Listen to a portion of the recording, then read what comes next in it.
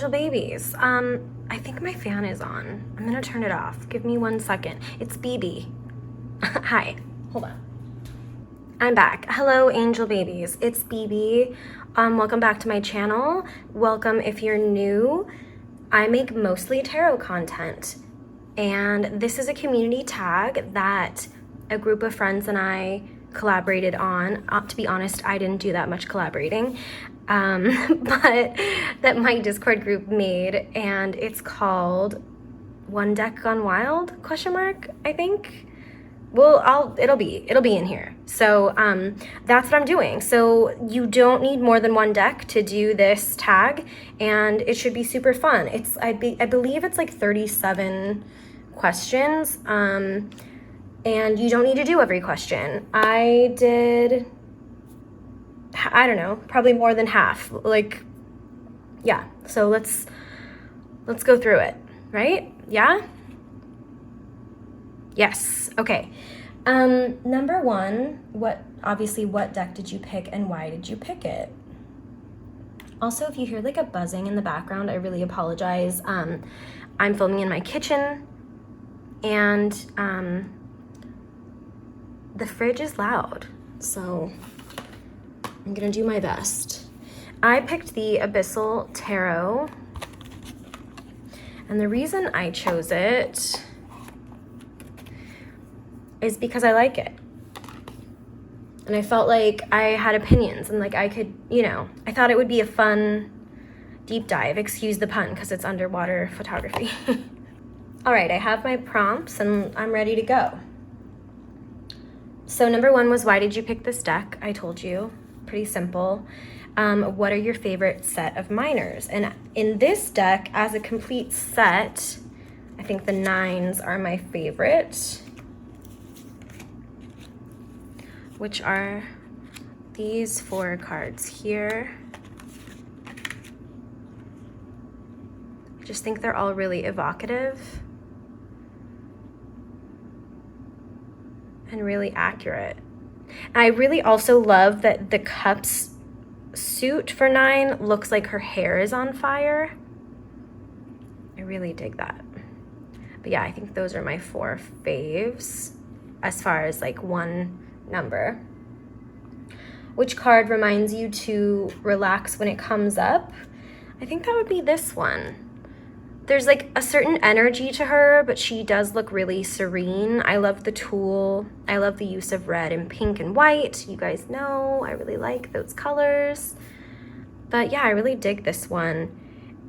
It's called Blood Sister, and that, even the title, so I guess I should explain. The cards have little titles on the side, which are the titles of the images, because this is a photographer who did this deck, and this is over 10 years of her work. And so all of these are pieces of art that she's created, and they have titles. So this one's called Blood Sister, and that really does feel calming to me. Your sisters, your friendships, your favorite representation of the color blue.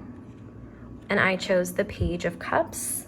I liked that this one is a lighter blue, because you do see like an intense indigo, or you might even call it a royal. And you see that other places in the deck, but I really liked this soft light blue. I think it's really an apt choice for the Page of Cups too, which is great. What card makes you feel nostalgic? That would be, here, I'll put it on this side, the Empress. This definitely reads 1998 to me, or even earlier, 96 maybe. It also reminds me of Joanna Newsom, and I don't know if I think there's a question later in the prompts. I don't know if I got rid of it or not, but this definitely reminds me of Joanna Newsom. And then there's another card that reminds me of another celebrity. What is the deck's favorite book? Obviously, it would be the Boudoir Bible, The Uninhibited Sex Guide for Today by Bettany Vernon, published by Rizzoli. It's a wonderful book. I've had it a long time. And it just looks fitting, right? Oh, I'm knocking good thing that my candle is not lit. So yeah, this is its favorite book. This is the author. She'd fit right in, right? If you were to travel anywhere, where would you take this deck? I think I would take this deck to Mexico City. There is just this feeling of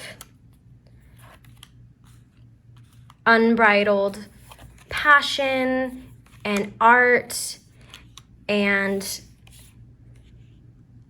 expression and life in these cards to me, and that city represents a lot of those things to me as well. It's very colorful in like the way that life is colorful.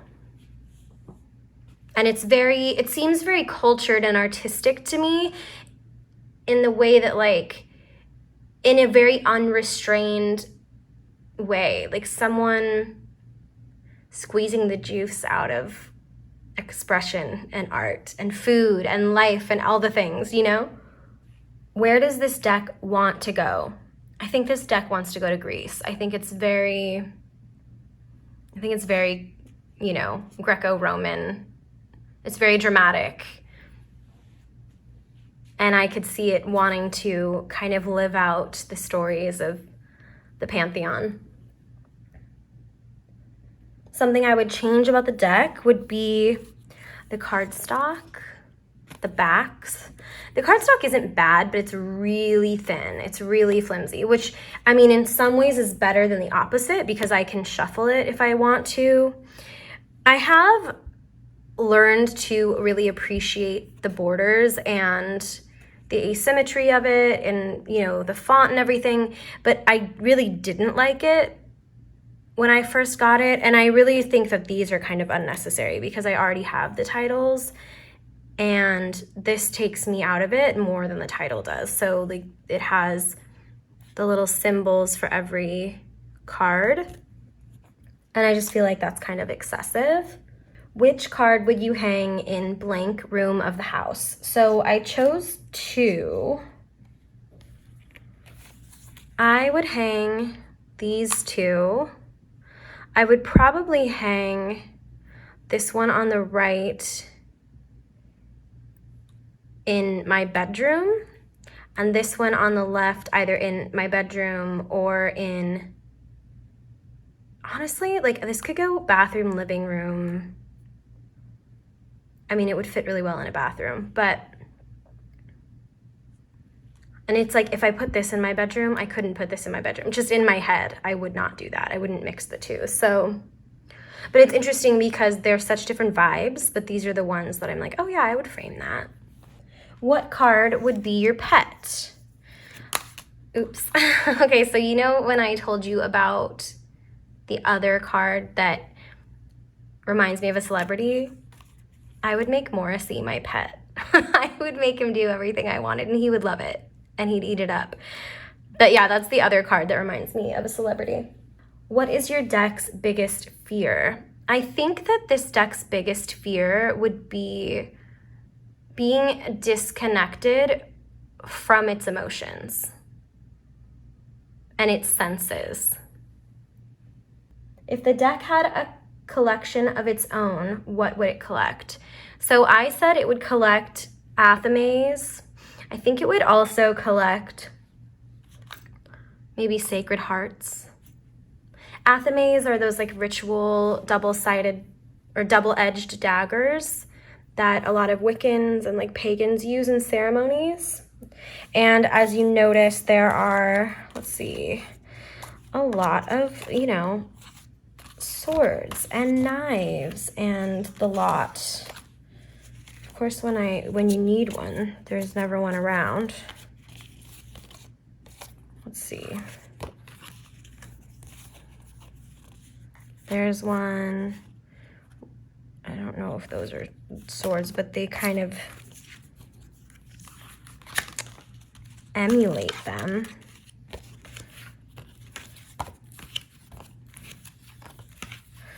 There are some with like, I want to believe, like fake blood. Here's one.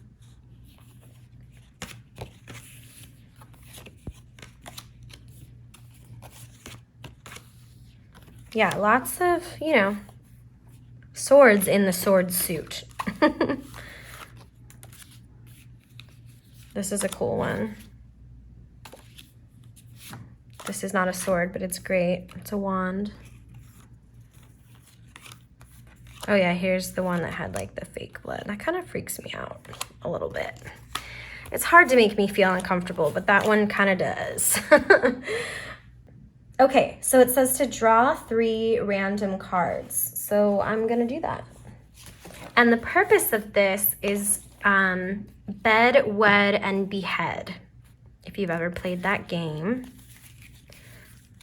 I hope you have. It's very fun and naughty.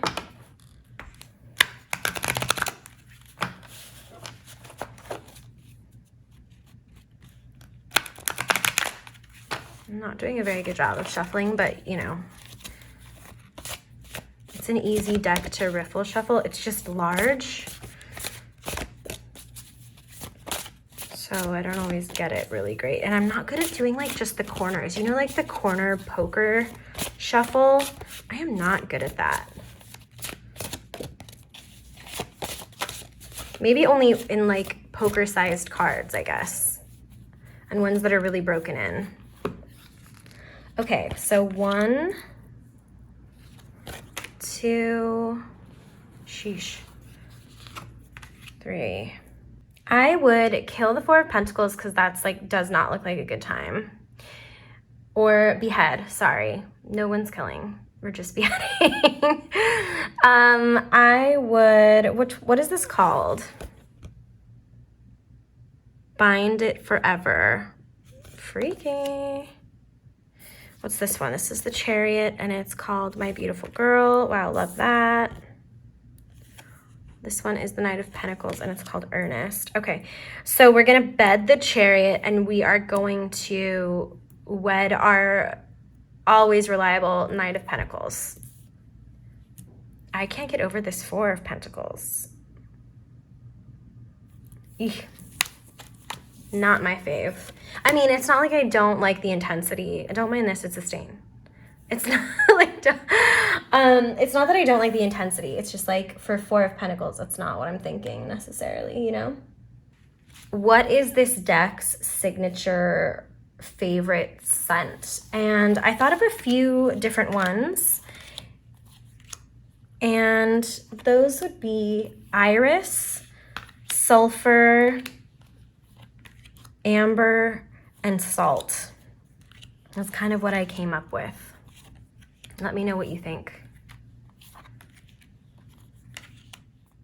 Who is this deck in love with? This deck is in love with feeling.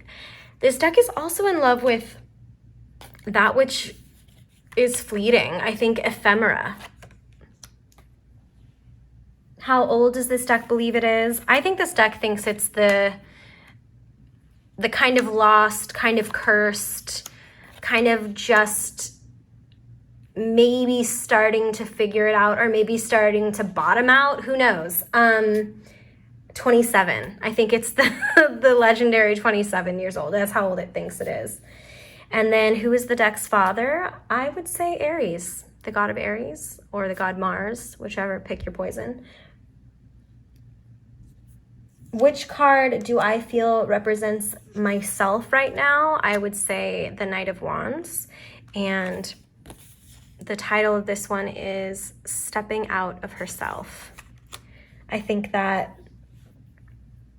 I'm starting, I know I am kind of off on some new adventures in life, and I'm also starting to take steps to better my life in ways that I've been wanting to for a while, but haven't felt like I've been able to. So, you know, cultivating new habits,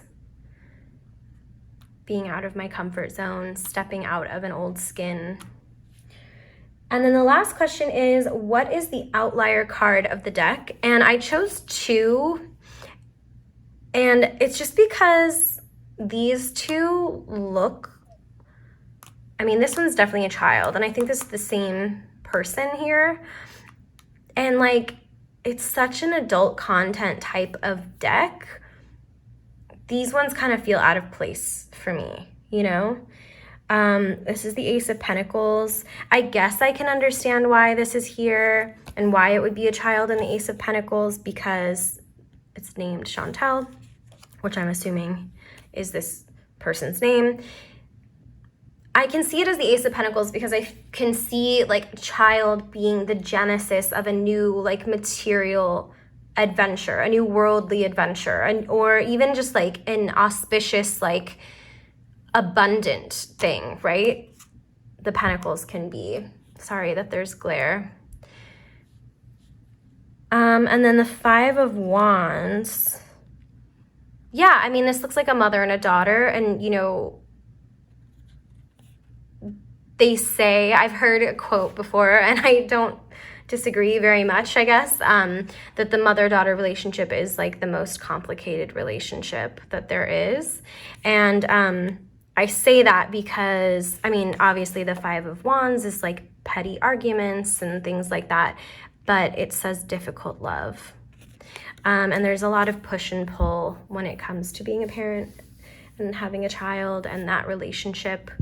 But yeah, I guess that's like the ways that I can see that they apply. So I guess they're not like outliers when it comes to the meanings of the cards. They just seem like outliers visually because when I think of this deck, I think of like mature themes. And yeah, I don't know. I'm definitely not saying that there can't be a child in this card. I mean, in this deck, but it just kind of was off-putting like when I first saw it, you know? So those are my prompts. This is the One Deck Gone Wild. I hope you enjoy. Just a quick little entry for me. I hope you do it. I have watched one so far. I'm looking forward to watching many more. I can't wait to see what decks you all choose. Very exciting. I want to thank you for being here. Thanks for being curious. Thanks for being my friend. And my mom's coming. I gotta go.